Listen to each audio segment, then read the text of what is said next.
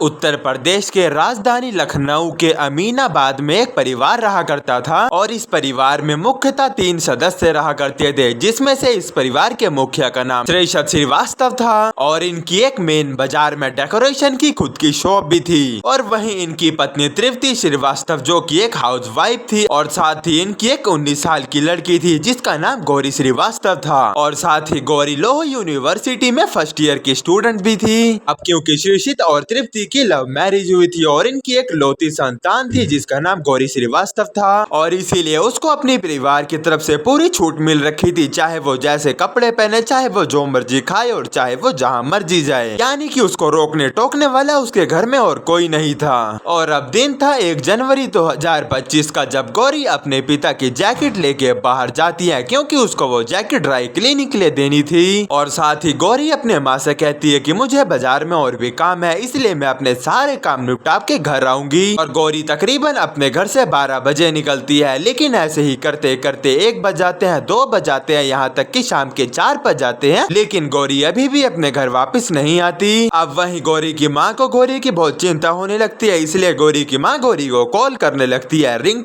पूरी जाती है लेकिन गौरी कॉल नहीं उठाती और ये इंसिडेंट गौरी की माँ के साथ पहली बार हो रहा था, क्योंकि अक्सर गौरी की माँ या गौरी के फादर जब भी गौरी को कॉल किया करते थे तो गौरी पहली या दूसरी रिंग में ही उनका फोन रिसीव कर लिया करती थी। अब कुछ देर बीत जाने के बाद गौरी की माँ फिर से गौरी को कॉल करती है, लेकिन गौरी अभी भी अपना फोन नहीं उठाती और इसी के कारण गौरी की माँ बहुत ज्यादा परेशान हो जाती है और वो अपने पति श्रीशित श्रीवास्तव को कॉल करती है। फिर श्रीशित श्रीवास्तव सारी बातें सुन के शाम के 4 बजे गौरी के फोन पे फोन करता है, लेकिन अब की बार सामने से फोन रिसीव हो जाता है और वहाँ से कोई लड़का बोलता है कि गौरी मेरे साथ है और थोड़ी देर में वो अपने घर वापिस आ जाएगी। फिर श्रीशित श्रीवास्तव को थोड़ी तसल्ली होती है और वो अपने घर चले जाते हैं, लेकिन अपने घर जाने के बाद वो जब दोबारा से गौरी को कॉल करते हैं फिर वही लड़का कॉल उठाता है और कहता है कि हम कार्गो गार्डन में बैठे हैं और थोड़ी ही देर में गौरी यहाँ से निकल जाएगी, फिर वहाँ पहुँच जाएगी। फिर गौरी के पिता श्रीशित श्रीवास्तव उस लड़के से कहते हैं कि मेरी गौरी से बात कराओ। फिर वो लड़का थोड़ा सा घबरा जाता है और फोन काट देता है। फिर श्रीशित श्रीवास्तव के बार फोन करने के बाद भी वो लड़का फोन नहीं उठाता। फिर गौरी के पिता श्रीशित श्रीवास्तव उस गार्डन में जाते हैं जहाँ पर वो कहता है कि मैं और गौरी बैठे हैं, लेकिन वो पूरा गार्डन छान मारते हैं, उनको गौरी कहीं नहीं मिलती। अब थक हार के गौरी के पिता दोबारा से गौरी के नंबर पे फोन करते हैं, लेकिन इस बार फिर से वही लड़का फोन उठाता है और वो गौरी के पिता को कहता है कि गौरी की तबीयत अचानक से खराब हो गई है, इसलिए हम पास के SGPGI हॉस्पिटल में आ गए हैं और आप भी जल्दी से यहाँ आ जाइए। फिर श्रीशित श्रीवास्तव इतना सुनने के बाद हड़बड़ा जाते हैं और वो पास के SGPGI हॉस्पिटल में जाते हैं, लेकिन वहाँ जाके उनको ये पता लगता है कि यहाँ पर ना तो गौरी आई ना फिर गौरी के साथ कोई लड़का आया। यहाँ पर श्रीशित श्रीवास्तव को थोड़ा सा उस लड़के पर डाउट होता है कि ये बार हमको ऐसे क्यों घुमा रहा है, इसलिए वो शाम के 7:30 बजे नजदीकी पुलिस स्टेशन जाते हैं और वहाँ जाके सारी कंप्लेंट दर्ज करा देते हैं। अब पुलिस FIR को दर्ज कर लेती है और गौरी के माता पिता को ये कहती है कि आप घर चले जाइए, हम आपकी बेटी को ढूंढ के ला देंगे। लेकिन पुलिस को कहीं ना कहीं ये लग रहा था कि गौरी इनकी एक लौती बेटी है और वो बहुत खुले विचारों की भी है, क्या पता वो अपने दोस्तों के साथ कहीं पार्टी वार्टी करने चली गई हो, इसलिए पुलिस इस केस को ज्यादा सीरियसली नहीं ले रहे थे। अब पूरी रात ऐसे ही बीत जाती है। फिर आता है अगला दिन 2 फरवरी 2015 का। सुबह के तकरीबन 7 बजे शहीद पथ रोड पे एक राहगीर गुजर रहा था, तभी उसकी नजर सड़क किनारे एक बोरी पे पड़ती है जो कि खून से लथपथ थी और उसके चारों तरफ कुत्ते भौंक रहे थे और इस बोरी को नोचने की कोशिश कर रहे थे। फिर जैसे तैसे करके वो राहगीर उस बोरी का मुंह खोलता है और मुंह खोलते ही उसको उस बोरी के अंदर से एक पैर मिलता है। अब इतना सब कुछ देखने के बाद वो राहगीर बुरी तरह से घबरा जाता है और आसपास की जनता को इकट्ठा करने लगता है। फिर सारे मिलके पुलिस को फोन करते हैं और पुलिस जब उस बोरी को खोलती है तब उस बोरी के अंदर से एक इंसानी हाथ और एक इंसानी पैर निकलता है। फिर पुलिस उस रोड के पूरे 1 किलोमीटर के अंदर सर्च वारंट जारी कर देती है। उनको ये लगता है कि अगर इस बॉडी का पैर और हाथ यहाँ मिला है तो क्या पता हमको थोड़ा और ढूंढने से कुछ क्लू और मिल जाए। और सेम ऐसा ही होता है। पुलिस को जहाँ वो बोरी मिली थी उसी के 1 किलोमीटर के अंदर 3 बोरियां और मिलती है, जिसके अंदर से लड़की का पूरा शव मिलता है।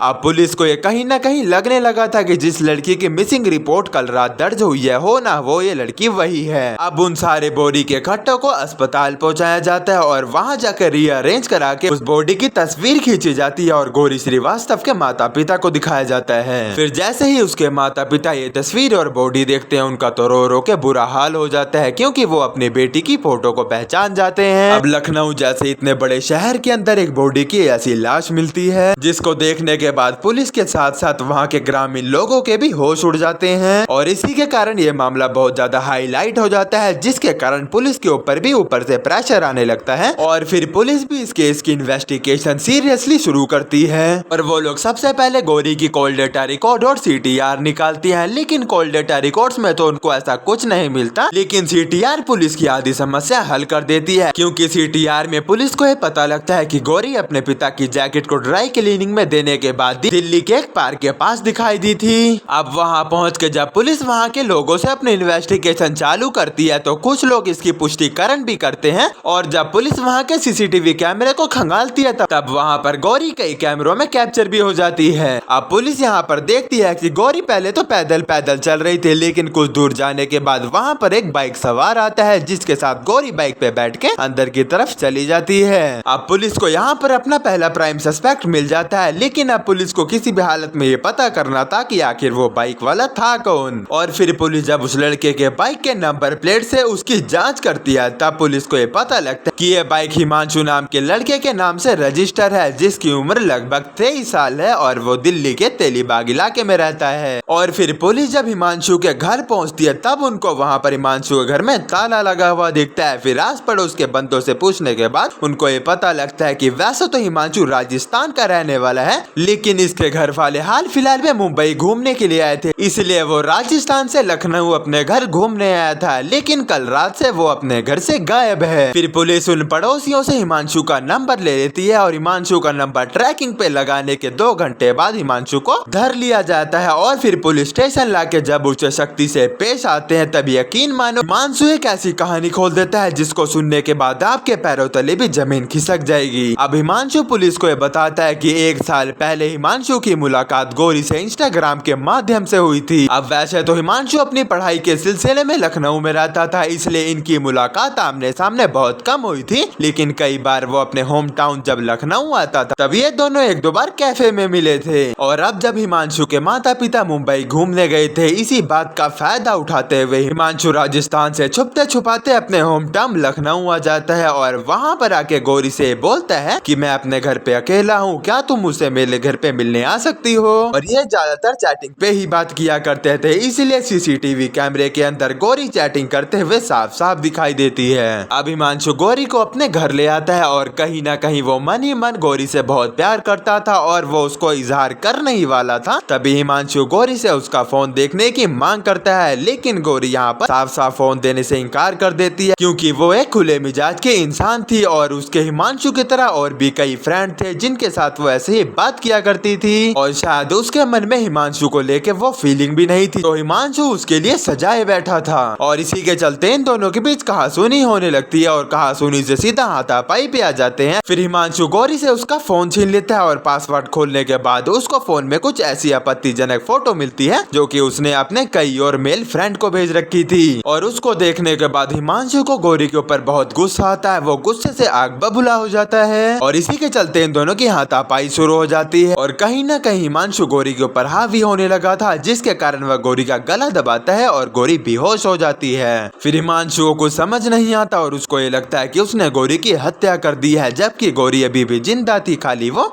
बेहोश हुई थी। फिर हिमांशु गौरी की बॉडी को घर में छोड़ के बाहर चला जाता है, अकेले में बैठ के खूब शराब पीता है और उसको ये लगता है कि उसने बहुत बड़ी गलती कर दी। फिर वो अपने एक दोस्त से भी मिलता है और इस मुसीबत से छुटकारा पाने की कोशिश करता है। तभी उसके दिमाग में एक आइडिया आता है, जिसके कारण वो बाजार जाता है और वहाँ से 3 बोरी और एक आरी लेके आता है। और फिर घर में आने के बाद वो उस बॉडी के कई टुकड़े करके उस बोरी के अंदर डाल के रात के समय 1 से 1:30 बजे के बीच शहीदपुर के रास्ते में फेंक देता है। और उसको ये लगता है कि शायद उसने इस मुसीबत से छुटकारा पा लिया है, लेकिन उसको नहीं पता था कि शातिर चाहे जितना मर्जी चालाक हो, वो कोई न कोई गलती जरूर करता है और कभी न कभी जरूर पकड़ा जाता है। अब अगर देखा जाए तो इसमें कुछ गलती पुलिस की भी थी और कुछ गलती इसके घर वालों की भी थी, क्योंकि इन्होंने इसको इतना सर पे जो चढ़ा रखा था। तो इसी के साथ वीडियो को करते हैं यहीं पर एंड, मिलते हैं आपको अगले वीडियो में। तब तक के लिए अगर आपको हमारी वीडियो अच्छी लगती है तो लाइक सब्सक्राइब शेयर जरूर से करना। जय श्री राम।